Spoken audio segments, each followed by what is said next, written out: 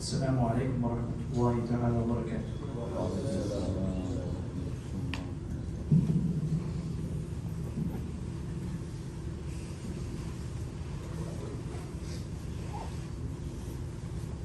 Allahu Akbar, Allahu Akbar. Allahu Akbar, Allahu Akbar.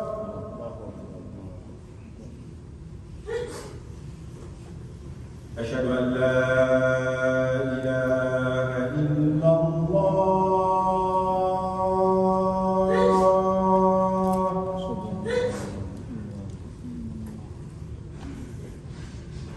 أشهد أن لا إله إلا الله.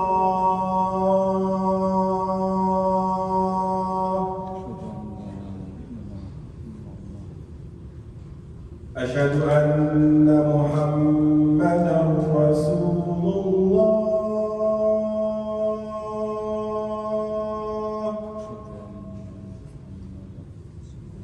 أشهد أن محمدا رسول الله.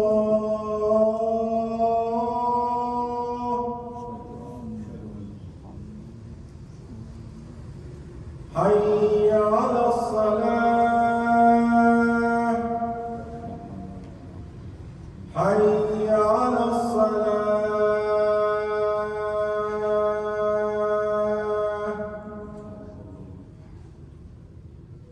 حي على الفلاح. حي على الفلاح.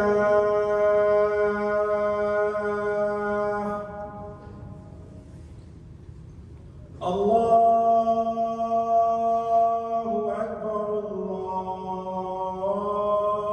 الله أكبر. لا إله إلا الله.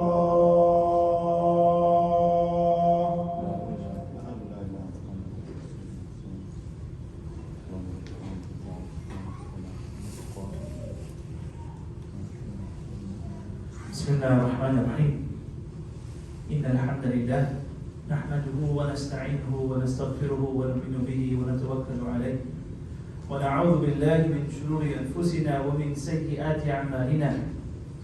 من يهدي الله فلا مضل له ومن يضلل فلا هادي له. ونشهد أن لا إله إلا الله وحده لا شريك له ونشهد أن محمدا عبده ورسوله. أما بعد، قال الله تعالى في القرآن الكريم بعد أن أقول أعوذ بالله من الشيطان الرجيم بسم الله الرحمن الرحيم. إذا جاءكم فاسق بنبأ فتبينوا. صدق الله العظيم. My dear brothers and sisters, all praises are due to Allah subhanahu wa ta'ala.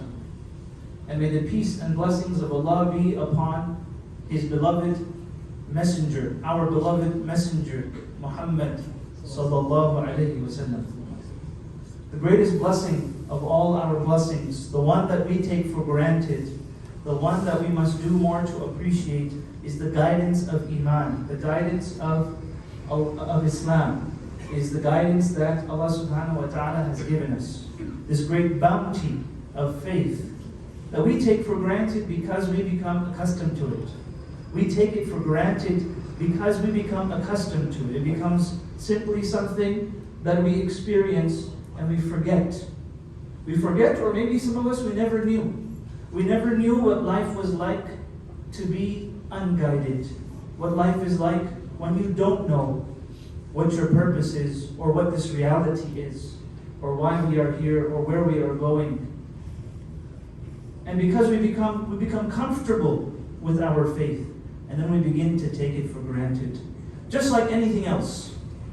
Once you become comfortable in your car, your vehicles, you say, no, it's time to get a new one. You become comfortable in your apartment, you say, now it's time to get a new one. You become too comfortable with your job, you say, now it's time for a switch. Time to make a change. You become too comfortable with a family member, You stop appreciating that family member. You start taking them for granted. You become more of a taker than a giver. You become more of a receiver than a giver. And you take your family members and your friends for granted. This is something which we as human beings, this is part of our nature. And it's important for us to take a moment and think about and to appreciate what we have. Because we truly have so much.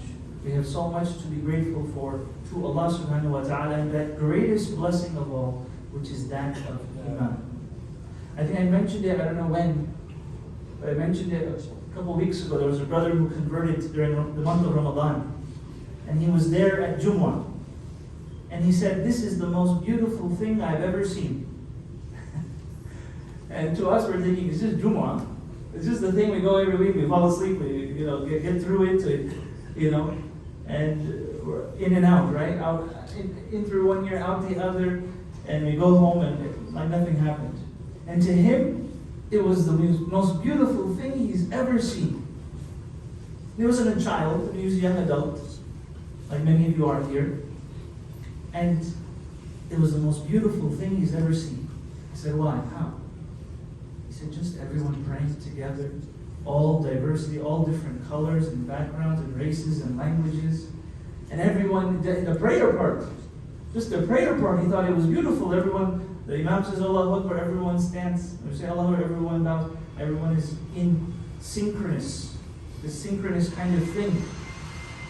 So every little thing that we take for granted, that we think is just normal, he was appreciating it, subhanAllah, with fresh eyes. And so you can revive your iman, and you can look at things with fresh eyes. You can. But you simply have to take a moment to reflect on it. You have to take a moment to reflect on it. And so, just in my introduction today, just helping us to be grateful for our guidance and our iman. And that is what we were celebrating in the month of Ramadan. That is what we were celebrating in this entire month that we spent. We were celebrating Allah's guidance. So that you praise Allah for having guided you. That was the whole purpose. That you not just praise Allah, but you celebrate His greatness. You say Allahu Akbar, and you celebrate His greatness because He guided you. The greatest thing that Allah did for you is that He guided you. Now in today's khutbah, one of the topics that I wanted to discuss, which is something which is part of probably every single person in this room, your life somehow, in some way, whether you like it or not. And that is social media. Social media. Whether you like it or not, you're part of it. Right? Even if you think you're not, you're like, well, I don't use this or that app. But let's say probably 100% of us are on WhatsApp, right? 100% of us are getting forwards and memes and images and all kinds of stuff. And how many of us, we spend hours and hours, right? We even have elders and seniors, right? Spending all their time with their friends on WhatsApp, forwarding videos and watching videos. It's not just something which is just for the youth. So when we say social media, it's not something that's only affecting the youth. We have, the family is waiting, the family is disconnected, everyone's in their own little silo, doing their own thing, and not connecting with the people, as I mentioned at the beginning of my khutbah, not being grateful for and appreciative of the people that we have right in front of us, and instead seeking extra social or parasocial one-way relationships online or with the media and so on. And so what is our relationship, my brothers and sisters, with this thing? Let's take a minute to think about. Let's take a minute to reflect on what our relationship with the internet, with social media, with our devices, what is that relationship? And let's take some muhasabah, let's take some accountability. Let's take some accountability that, we complain that we're busy, we complain that we don't have enough time for real relationships. We complain that we don't have enough time to build community or to come to the masjid or to do this or that. But then we open up our screen time app and it says, you spent 6 hours. You spent 6 hours today. Your average time this week 6 hours per day on your phone, on your device. So where is our time going? And how are we using it? Are we using it wisely? Is social media, is the internet haram? Let's start with that. Is it haram? If I said it was haram in this khutbah, what would that do to you? Right? If the imam said it was haram, what would you say? Whatever. Right? Doesn't matter. He's just, making stuff up. He doesn't know what he's talking. It's not haram. But all of these things, they are a tool. They are a tool. A tool for good or a tool for evil. People are talking about ChatGPT, right? AI. And how is it going to change the world? It's going to do this bad thing. It's going to do that bad thing. It's a tool. Just like I remember when those reading about those first fatwas that came out when photography became a thing. First fatwa said haram because it's the image, haram because it's copying the creation of Allah, haram this, haram that. And then the students of those very people, they have their own TV channels and shows. Because eventually they came to the realization that it is simply a tool for good or a tool for evil. And that is the case for all of these things. And in particular, social media now. The other side of it, that it's not just a tool for us, but it is also a tool of capitalism. Let's be clear, right? Many of us, we probably, maybe half of you, work in some company, right, where you're creating the UI, the user interface, and the user experience to get the user to click next and next and next, right? Maybe some of us work in that unit, right? Like, keep going, right? Keep the feed going, right? The person who created the original Facebook feed, he regretted. The one who created the one that was addictive, right? The first feed was just timeline. It was just who did what last. But then there was a group that came and said, no, let's make the feed, everything you see, based on what will attract the most eyeballs. What is gaining traction? How fast is it gaining traction? Let's make the buttons so that the good things, the things we want, more advertising, more money, and so on, let's make those colorful. Right? The subscription button, colorful. The don't subscribe button, not colorful, hard to find, put it in the corner. But all of these things, every single element of the interface is there to get you to keep going. So yes, on the one hand, it is a tool. Social media in particular, a tool for good or for evil, but it is also there's a third party there. It's not just you and your friend on Facebook. It's not just you and the person on Instagram. There's a third party, and that is the algorithm, right? That's keeping you there.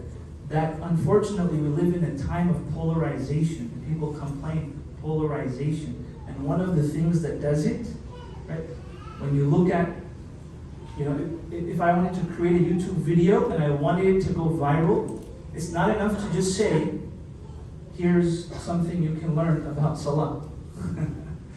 It needs to have a headline that brings people in, that either makes them very angry or very excited or it needs to be an extreme emotion. Why am I telling you this? Because it's important for us to understand what's going into all of these things. Unfortunately, what that's done is that extreme voices, they become elevated. Undeserving voices, they become elevated. I'm in an imam's group, and we talk about different things, and this was one of the things. Recently, one of the preeminent scholars in America, Dr. Hatem al-Hajj, he was talking about clickbait titles. You create a title that may not actually reflect the content that you're creating, but you make it very extreme sounding so that people click on it. He said that's deceitful. Right? If it has nothing to do with your actual content, that's actually a lie, or that is actually deceit. And it can fall into haram. He was talking about that. So that spurred a whole discussion. Do we let the things that we produce, do we let them kind of wither away and disappear and no one sees it? Or do we do these things that social media is forcing us to do and play the game, right? In order to propel and have more of an impact. And unfortunately, the people who have no qualms and no They have nothing that's stopping them, where they're taking a minute to think, well, maybe I shouldn't. They're doing it. And that's unfortunately creating polarization. It's creating extreme mentalities. And we see it reflected. It's not just something that's only on the internet, but it's something that's reflecting in our relationships. It's reflecting in our relationships, right? We were having a conversation, I think it was the final iftar here with the brothers here, right? We were talking about, well, the brothers were playing FIFA, they're having the FIFA tournament. Some others were talking about marriage. Why can't people get married? What is the challenge? The challenge, part of it, of course, there's many layers. There's many layers. There's many trends and demographics and so on. There's so much that you could say. But one of the things is polarization. One of the things is people are quick to judge. When you feel like you have so many options, like every app and every website and every person and everything, you have so many options, you're quick to judge, quick to say, oh, you said that one word, I'm done. Next. Right? Very quick to judge, very quick to say no, very quick to assume and to make assumptions about people. And unfortunately, these feeds, they're feeding into that. SubhanAllah. So it's important for us to understand, the first point here, my brothers and sisters, it's important for us to understand what's happening. It's important for us to understand what's happening. And I could go on about that, but let's take a pause on that specific thing. There's that one side. Okay. The other side is about information. Right? And in particular, my elders, right? When you forward things or you see things, youth, they're a little better with this. But elders, right, you have to be careful of this. إِذَا جَاءَكُمْ فَاسِقٌ بِنَبَإٍ فَتَبَيَّنُوا. You get some information, as a Muslim, it's your obligation that you verify. If it's an unknown source, you don't know who it's from, it's an unverified source, you verify.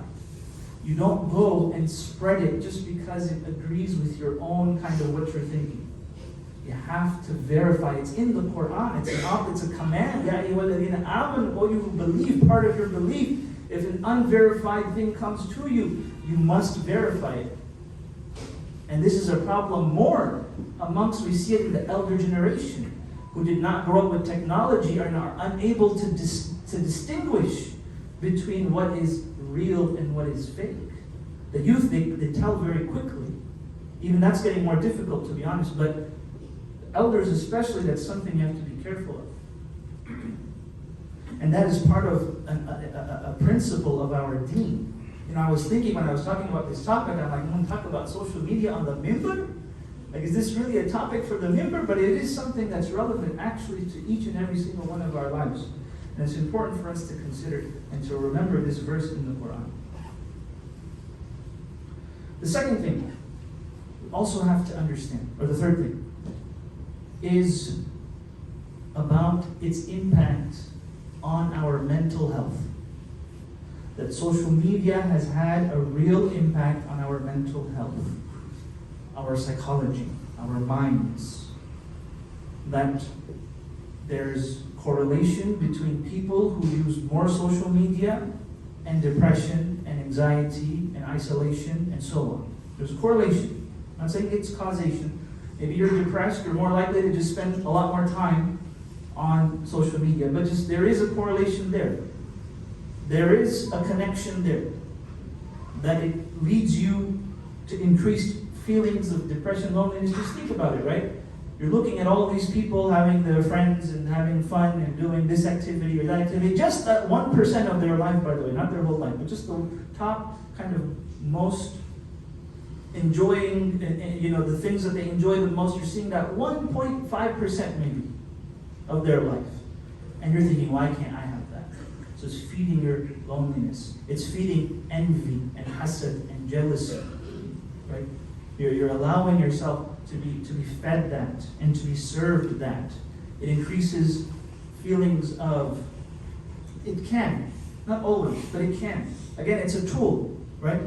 But we look at what's the statistics, what are the things that we need to know, that it has an impact on mental health.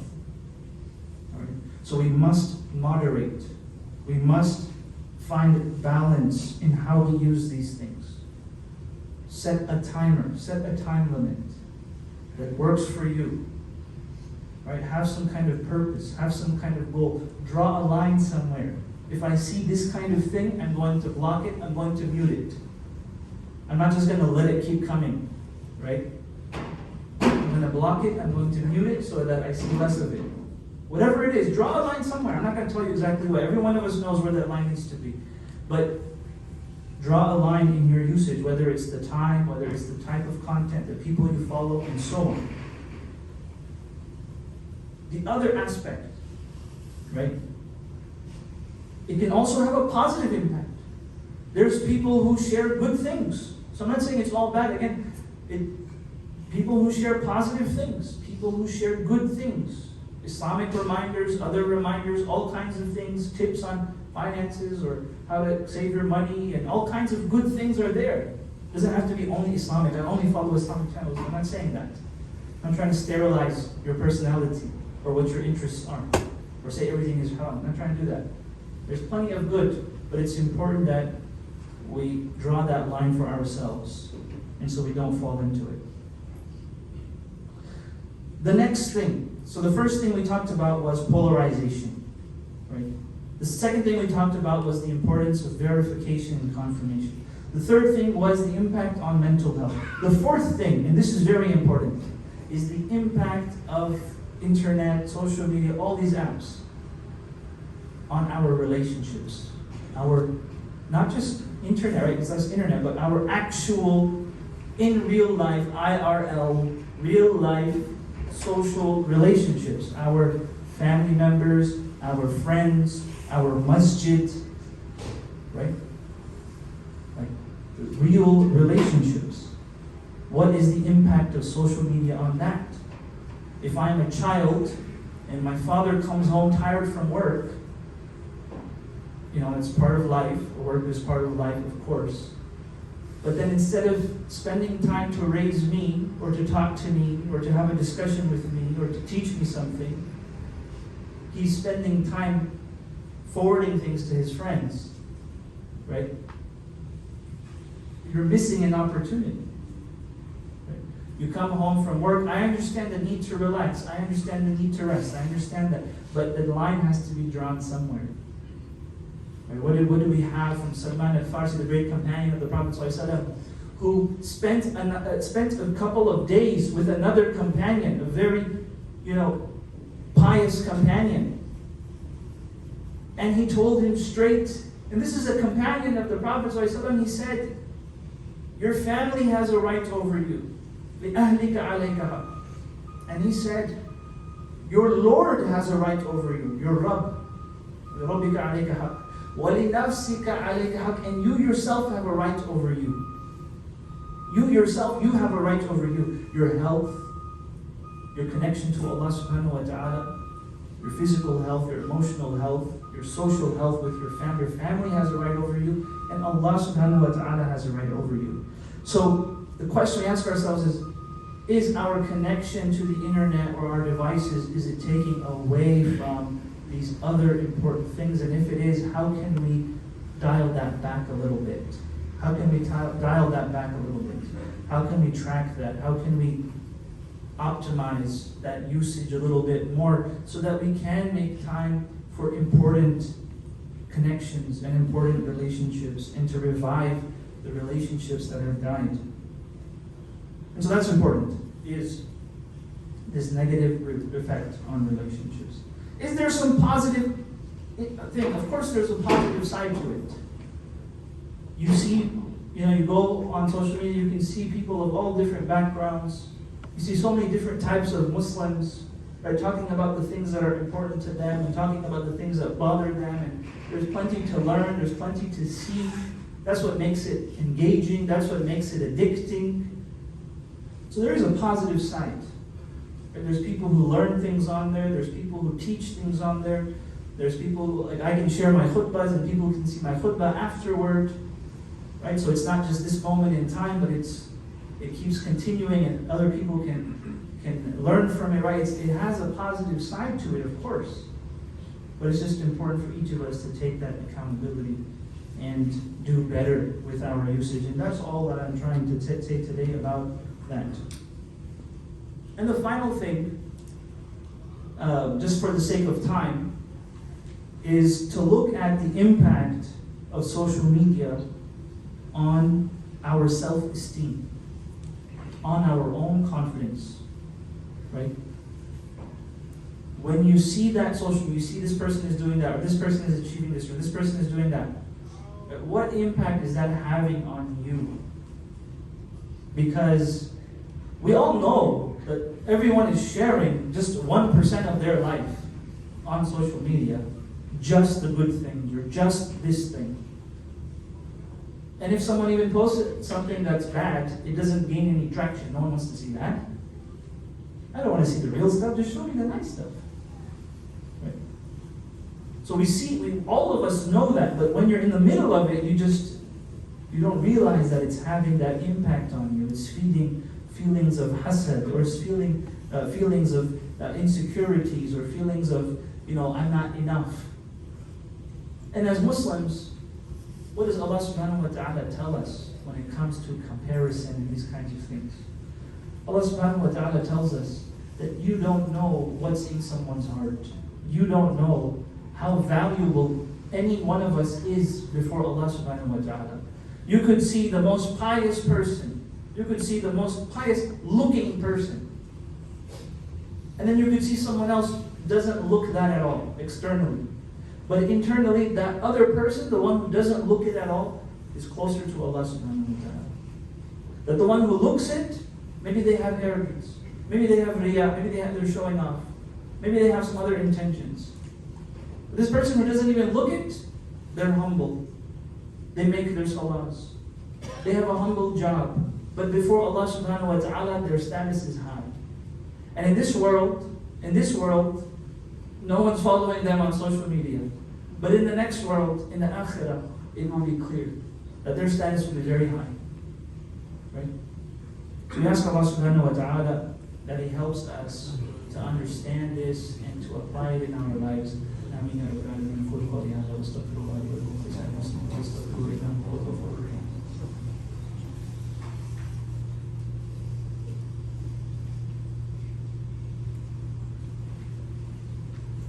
Bismillah, alhamdulillah, wassalatu wassalam ala rasulillah. So in conclusion, my brothers and sisters, it's important for us to hold our own selves accountable when it comes to our usage of our devices and our applications and all of that. It's important for us to hold ourselves accountable and to use it responsibly and to set limits, that it doesn't affect and impact the other things in our life that are priorities. Whether that's our family, whether that's our work, whether that's our own health, our own time for ourselves that we need in order to maintain a healthy life with diet and nutrition and fitness and all of that. And fourthly, as well, of course, our connection to Allah subhanahu wa ta'ala. So all of those things are important for us. May Allah subhanahu wa ta'ala help us to do that. If anyone has any need, may Allah subhanahu wa ta'ala fulfill it. If anyone is in need of a job, may Allah give them the best job. If anyone has been laid off, may Allah subhanahu wa ta'ala give them better. If anyone needs a spouse, may Allah give them a righteous spouse. If anyone wants children, may Allah subhanahu wa ta'ala grant them righteous children that can be the coolness of their eyes. Ameen ya rabbal alamin. We ask Allah subhanahu wa ta'ala that He accepts our good deeds and forgives our shortcomings and our mistakes. ربنا تقبل منا إنك أنت السميع العليم وتب علينا إنك أنت التواب الرحيم. ربنا هب لنا من أزواجنا وذرياتنا قرة أعين واجعلنا للمتقين إماما. ربنا آتنا في الدنيا حسنة وفي الآخرة حسنة وقنا عذاب النار. سبحان ربك رب العزة عما يصفون وسلام على المرسلين والحمد لله رب العالمين. عباد الله إن الله يأمر بالعدل والإحسان وإيتاء ذي القربى وينهى عن الفحشاء والمنكر والبغي يعظكم لعلكم تذكرون. واذكروا الله يذكركم ولذكر الله تعالى أكبر والله يعلم ما تصنعون وأقم الصلاة.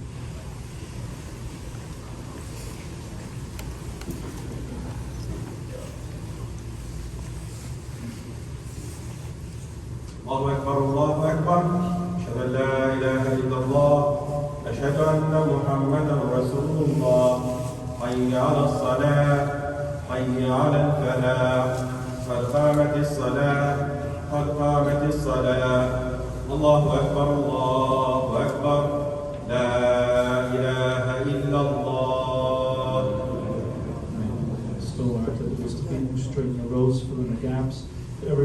take a step to the right, even if it's a small step, be shoulder to shoulder. You should be shoulder to shoulder. That's important. Take a step to the right and make as much space as you can so your brothers on the side, sisters on the side can enter, and we can have as many people as we can. So please step to the right, to the left. Still to feet.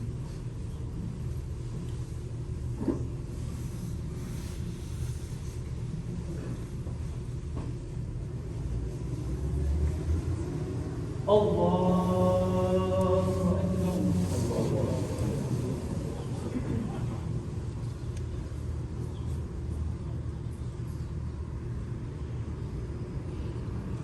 Alhamdulillahi Rabbil Alameen. Ar-Rahmanir Rahim, Maliki Yawmiddin. Iyyaka na'budu wa iyyaka nasta'in. اهدنا الصراط المستقيم صراط الذين أنعمت عليهم غير المغضوب عليهم ولا الضالين.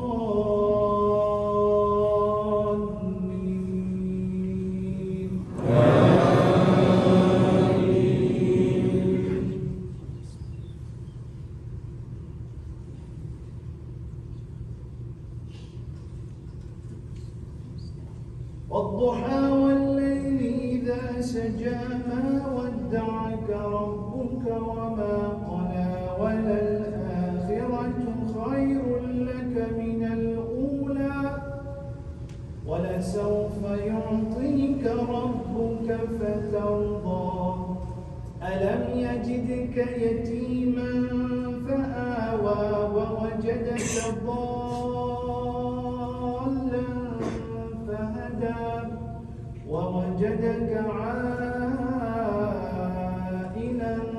فأغنى فأما اليتيم فلا تقهر وأما السائل فلا تنهر وأما بنعمة ربك فحدث.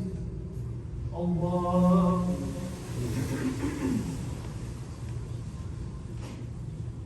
سمع الله لمن حمده. الله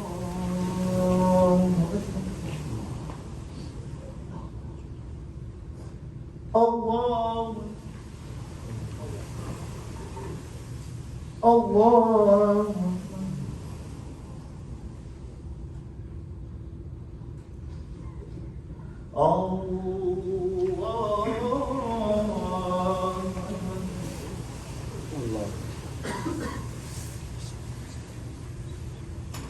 الحمد لله رب العالمين الرحمن الرحيم مالك يوم الدين إياك نعبد وإياك نستعين اهدنا الصراط المستقيم صراط الذين أنعمت عليهم غير المغضوب عليهم ولا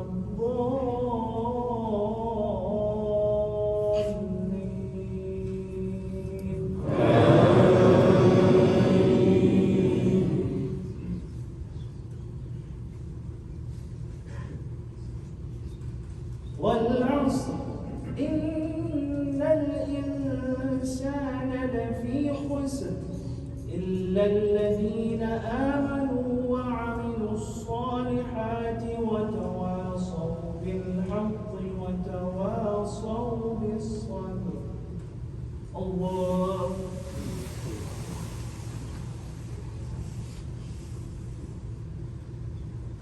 سمع الله لمن حمده. الله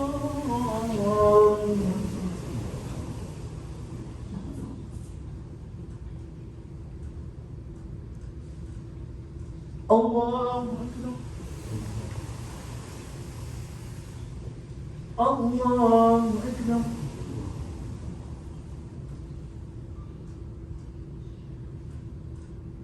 الله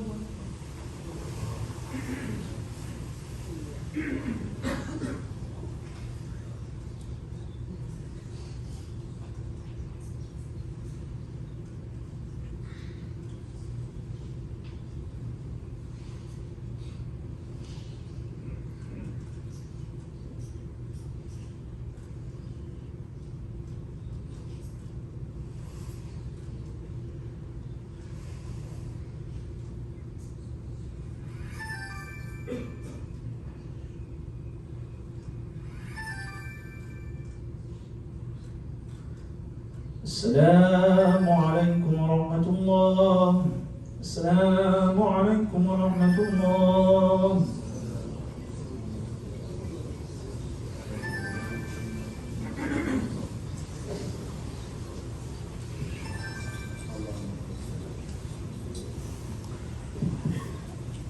Please make sure you silence your devices before the Salah.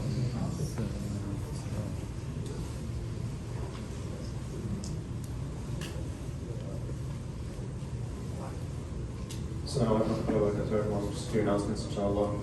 First, inshallah, on Monday.